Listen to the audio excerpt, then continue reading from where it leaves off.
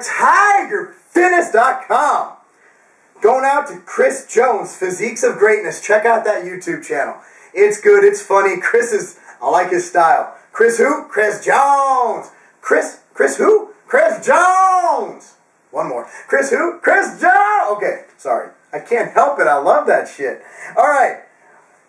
Answer my question on the RABID Cage Edition. By the way, this is the Cage. Link posted on the bottom. Check it out. It's a good page. What are obvious signs of good genetics for bodybuilding and the obvious signs of poor genetics?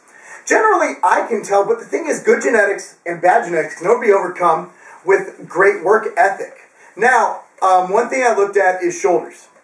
You can look at someone's shoulders and see, I've always had wide shoulders. I know I'm genetically gifted up there, but, you know, unfortunately, my calves, this is only black man's things I got. The lower body, it's like, all right, we're going to be black man's calves, but you're going to have a small unit. And that's pretty much what God dealt me.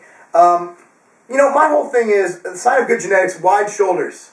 Thin joints. You can tell my wrists, I was blessed in this. It sucked for football. I have the same size wrists, a little bit bigger than my wife, and she has extremely small wrists and hands. So that's the thing. You look for small joints. For me, that hurt me in football because I hurt my knee. I think my small joints were part of the problem. I had big-ass weight on small-ass joints.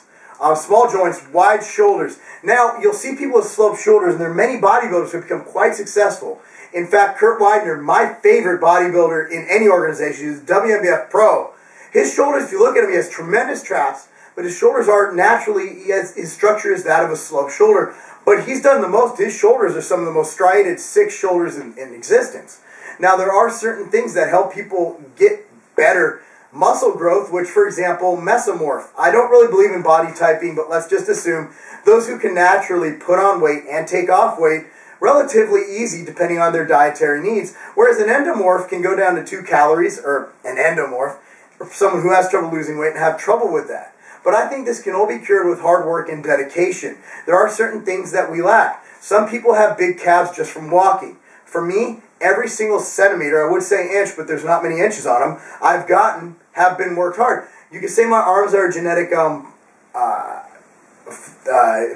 genetic issue for me, but they weren't until my back and chest grew. I think we will always be fighting for perfect balance. And I think genetics are a lousy excuse for not reaching your goals. And that is just another way of being complacent. And again, complacency is mediocrity. So Chris, pimp, playa, cuts for the sluts, you know what I'm saying? Bottom line is, you have good genetics, bro. You can take it pretty far. I've looked at your physique in a very, very straight, you know, kind of manly, not like that way. And dude, I mean, that's pretty much it. I'm at a loss of words.